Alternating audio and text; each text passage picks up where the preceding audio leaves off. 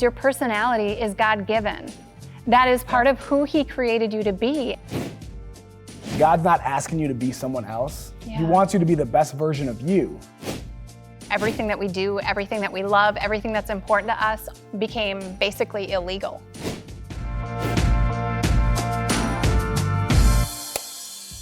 Everybody knows COVID and the shutdown and all that we're going through and everything. Yeah. But it did hit you, and your husband are both very social, Yeah. community-minded people. You guys led ministries and groups that were all about community here at church. How did the shutdown and then the continued lasting effects of COVID, how has that affected you guys? You know, it's been hard. I mean, I kind of laugh in 2020, like everything that we do, everything that we love, everything that's important to us became basically illegal. It was like overnight, all of a sudden you can't hug people, you can't touch people, you know, everybody talks about social distancing. I'm like, there's nothing social about distancing, let me tell you. So that was really challenging. It had it made us rethink community. It made us really rethink what was important to us individually, what was important to us as a family, and what was important to us in ministry. And so I really had to keep what was most important to us in the forefront, but it was hard. And again, it's continued, I guess, to kind of be hard, but we've been able to adapt, adjust in ways that we could keep what was most important in front of ourselves and each other. And again, it's just about relationships. So maybe our circle's a little tighter, our personal circle, who we do get our arms around, but at the same time, you know, we've kind of been able to expand who we minister to, or I have, by going digitally and getting in more people's homes. Yeah, and that's one of the things that this has forced us to adapt, to reevaluate maybe what's really important. Like if you only have so much time to spend with doing things and with people, what does that look like? What does ministry look like when obviously it's a big part of ministry is the community, is getting together, is fellowship, the food, the hugs, the doing life together. It's kind of forced us to maybe look at things a little bit differently, because now even the church is meeting in person, but you guys are still doing your small groups virtually. Well, for Flourish, again, we used to meet here in the fellowship hall, 150 women, and always food, always coffee. But for this fall, there were a couple reasons why we had to completely switch and completely look at how we did that differently. Starting in March, we had to make some adjustments. We went to Facebook, we went to live. Some of the girls felt a little bit left out because there were some ladies that choose not to be on social media. I would try to find ways to get the content to them without being on social media, because again, they didn't want to, and that's okay. Yeah. So we just kind of went that route in the spring, but when we launched this fall, I really wanted to make sure that we could still have that community and that connection and that feel, but at the time, we still couldn't get 150 women in the fellowship hall, especially again with the food. And so I had to think about what was most important. So we launched in home groups in 17 different locations throughout the Twin Cities. There's between 8 to 10 girls pretty much at each location. So it's been really an awesome way for girls to still have community. I actually got to go join a couple of those groups already this morning. And it's really awesome because the girls are so excited that they're not alone. That was really a theme. They were saying, I kind of feel alone in 2020, and they're like just thanking us for finding a way to stay connected. So we've done a video that we've put together, and then we put it out on a certain date, and then they meet in the homes and watch that video. And one of the other things that I did, honestly, as much for myself as the girls, is on the videos, just sitting down like this, having a conversation and teaching that way instead of just having it kind of a Bible teaching. We just start the conversation and then encourage the girls to have the conversation going forward. We also have a Zoom group because, again, there are some people that really can't be together. There are reasons, they're in a health risk, or, just with kids. I mean, that's another reason why as moms, as wives, as women, we couldn't necessarily all meet in the same place at the same time, because children's ministry was a challenge. School schedules are all over the place right now. You can be in school one day and then not the next week. And, so it's all about flexibility. I think that's been the biggest thing. When you guys went virtual, you had some people that have moved away from Minnesota and were still able to stay connected. Yeah. So obviously there's a lot of negative stuff that we don't like about 2020 and COVID and all that, but there's some good stuff too, right? Yep, yeah, definitely. We have, the Zoom group has women from 4 different time zones, because one of the girls that actually leads it, she moved a couple hours away, and she contacted me in the spring just in tears. She's like, I have felt so disconnected and I haven't found my community here, and I didn't realize how much I missed my girls. She's like, do you think I could launch a Zoom group?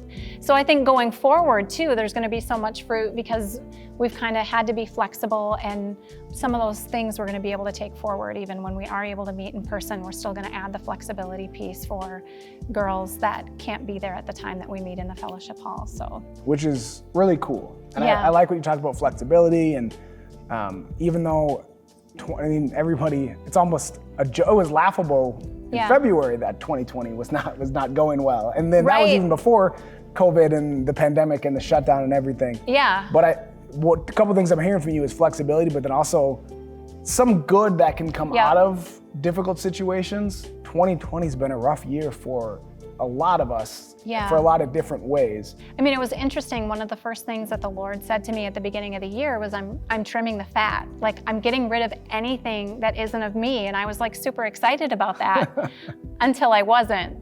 Like there was a time that I was like, That always sounds great in theory, right? Yeah, when anyone's actually doing it, Yeah, but I mean, he really did. It seemed like there were so many things that I thought were important that just really weren't. Yeah. And so that's actually been a positive. It's kind of like, okay, I don't need to people please anymore. I don't need, some of the extra things that we carry that we think we're supposed to.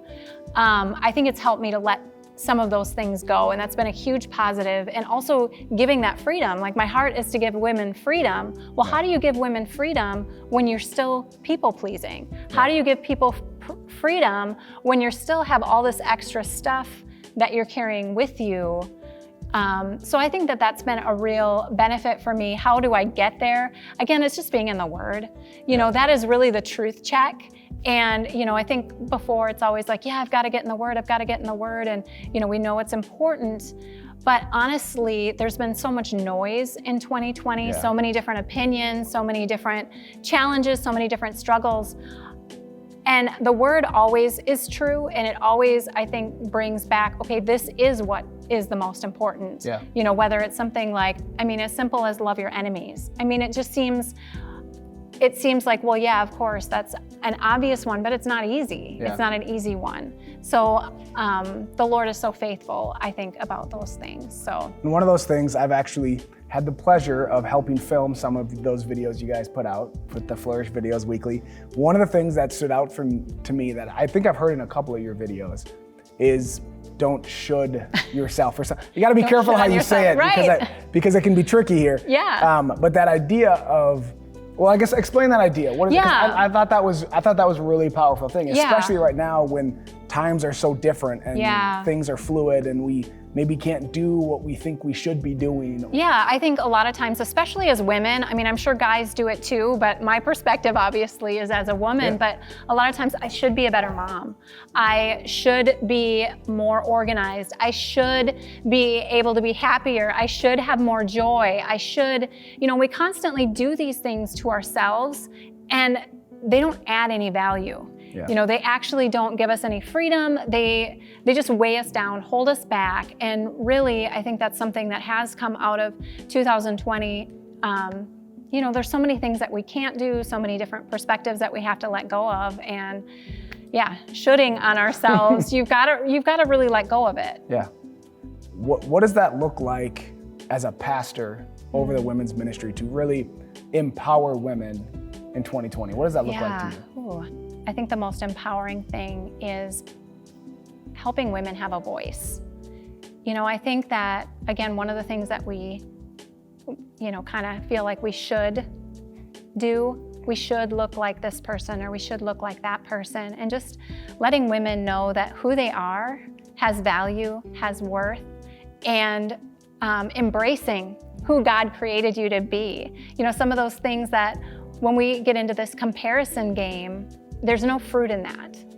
God created you for a specific reason, for a specific purpose and plan, and He's gifted you. I think as women, we think, oh, my personality's too much, or I'm too quiet, or, we kind of, all those labels that we put on ourselves is because we're comparing ourselves to someone else. And we have this ideal of what a Christian woman should look like. And I'll be honest, I was a baby Christian when I came on staff here. A lot of people didn't know that because I just kind of kept my mouth shut and I hid in the back of the church because I didn't really want anyone to know. I was trying so hard to be this good Christian woman that I looked around and saw other people being, and I thought that was the model. Yeah. And it took me a long time to realize, no, I can actually be myself. Yeah. Like I don't have to throw out my personality. Yes, that's when good. I get saved and when I start learning the Word. And that is the biggest thing I want women to know is your personality is God-given. That is part of who He created you to be, and it's beautiful and it's a gift, and He wants to use it. And when you can embrace who He is and embrace who He created you to be, I think that's really when you're going to have freedom. Yeah, and obviously not a woman, but as a man too, like that identity and purpose is a big thing for me. One of the things I heard someone say, or it's kind of a cheesy line, maybe it's used a lot, but I love it. It's like, God's not asking you to be someone else. Yeah. He wants you to be the best version of you. Right. He's not asking you to be anyone else. Right. So I think a lot of people will see like personality things as a flaw, and they're trying to, I'm not outgoing enough, so I need to do that. Or I'm not, they see a lot of Christians that are very cheerful and happy, and you and your husband are very social, outgoing people. I'm not that way. Yeah. But that's okay. Like it's part of your personality, and I think it's figuring out, that balance between not trying to be someone else, but being the best version of you. Yes. I don't want to say we're coming out of COVID because we have no idea, right? Right. How long we're going to be in it, what it's going to look like, whatever. But the lockdown portion's over. We're meeting in church again right now, at least. A lot of people talk about the new normal. Well, I think the one thing that I've realized, there are some things that I've come to accept that are good from this, that are good out of this. And there are some things that I think we're still kind of walking through that I don't want to become part of our normal. For one, there are still a lot of people that are afraid of other people. They're still afraid to be in groups, or they're afraid if someone isn't wearing a mask, or they're afraid in different situations. And I think fear of each other, that's one thing that I don't want to be normal. So I think I'm kind of answering your question in reverse. Yeah. There are some things about 2020 that I don't want to be normal. I want, again, for people to realize that we're better together. Even if we don't see eye to eye on every topic or everything, we're so much better together, and there's so much fruit in our differences, and so much fruit in community. I feel like for a long time I had a ton of acquaintances, but not as many close, intimate friendships. And I think that is something that I've really gained this year. A lot more intimate friendships and relationships, and kind of realizing how important those are. So obviously COVID and the pandemic was a big deal, but it wasn't the only thing that happened in 2020. Like 2020 was already kind of a rough year, even when you take that out. Your family personally has gone through some stuff this year, right? I tell people that 2020 actually started for our family in November of 2019. Some people know, not everyone knows, but my husband Charlie had a stroke. And, if you've ever experienced something like that, that is not a fun thing to walk through. And so I kind of felt like once 2020 hit and some of the other things, again, before COVID, as a staff, so many of us were walking through some really hard situations and tragedy, trauma. But again, I felt like kind of everybody started catching up to where our family was. But one of the things I decided right away, honestly, I saw a moment in my daughter's eyes after she had been at the ICU with her dad. Like no teenage girl wants to be at the ICU and see your dad in a hospital bed and walk through that. And that night when I tucked her into bed, I could just see the fear in her eyes. And I just looked at her, I said, sweetie, you know what? No matter what, we have to walk this out. Like we have to walk it out. We don't have a choice. This is where we are. It's like gritty faith met gritty facts, because this is where we are right now. We have to walk it out. But we can either walk it out with fear, or we can walk it out with transparency, and I actually used this little phrase that her and I had. I said, we can walk it out with a shimmy. And I just kind of did this because that was our thing. You know, it was like, everything's okay when we do a little shoulder shimmy and just a smile. And, you know, we really had to decide how we were gonna walk it out. I couldn't walk it out for a couple thousand people, but I could walk it out for my kids. I could walk it out for my family, and just decide that, you know, I don't know what each day is gonna look like. I don't know what each hour is gonna look like, but I do know what the end of the story is gonna look like, and Jesus wins. Yeah. Like, it's gonna be good. And I wanted to look back, and I wanted to find wonderful things in each of those chapters, even if they were hard. You know, I didn't wanna be fake, and I knew that I had to be vulnerable and transparent because it was hard. And, you know, my husband and I we weren't at that time just in ministry together, we were best friends. Yeah. And we worked together in so many parts of life, and just all of a sudden, you know, I was so thankful that he was still there, and it could have been so much worse, but there was a season that it looked very different. And, you know, being patient with him and knowing that his struggle was very different than mine. Yeah. And just loving him through that. And then as we started hitting some of the other things in 2020, you know, again, just continuing to be thankful. Yeah. Continuing to be thankful, okay, Lord, I didn't see this coming, but you saw it coming, and you've already made a way. Yeah. You know, Romans 8:28 has always been one of my favorite verses. Yes. Thank you, Lord, that you're causing all things, that you're working them out for my good. Yeah. You know, this doesn't look good right now, but you're good, and you're working this out for my good. And just staying focused on that. Also, Jeremiah 29:11, he says, I know the plans that I have for you, they're plans for good, they're plans to prosper you for good and not disaster. And I think I messed that up a little bit, but you get the point. Yeah. But what I had to remind myself is that it says, I know the plans I have for you, says the Lord.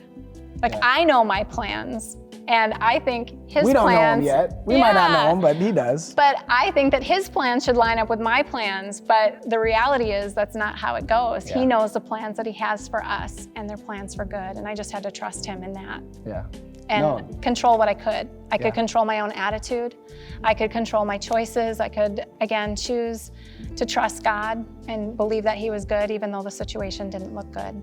Yeah, that's a good reminder. I think we all need that quite often, especially this year. Yeah. It's been a rough one. So, yeah, that's great. I'm going to ask you just one more question. Okay. And I just want you to tell me, what's one thing you want to say today that you want to make sure is said today, is taken away from the people watching this, if they leave this video with, is there a point you want to drive home, or one thing you want to make sure that they get out of this video? Yeah, well, I guess my biggest thing is stay flexible.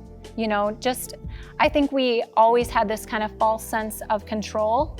You know, we always thought our life, we thought we had control of our schedules. We thought we had control of a lot of different things that we're finding out we don't have control over. So just hold on to things loosely, but embrace the things that are really important. Yeah. Hold those really tight. Yeah. Hold those really close, because again, just look through this year and realize what is most important to you and what isn't. And I think community, our families, you know, church, family, I think those are really people, it's relationships. I mean, I love how Jesus started his ministry with people. Yeah. He could have done the miracles on his own. He could have walked out his 3 years on his own. It would have been a lot less messy. Yeah. It would have been, you know, a lot less painful for him personally, but I think it would have been just not as enjoyable either. I think that relationships, I mean, I just look at his life. Yeah. And he broke bread, he took time. So I think that's another thing I'd love for you to take away from this, is to take time for your relationships, take time for people, love your family, love your neighbors, love your friends. You know, we are better together. Absolutely. Thank you, Stacey, for joining us. Thank you guys for watching. Join us for the next Couch Conversation.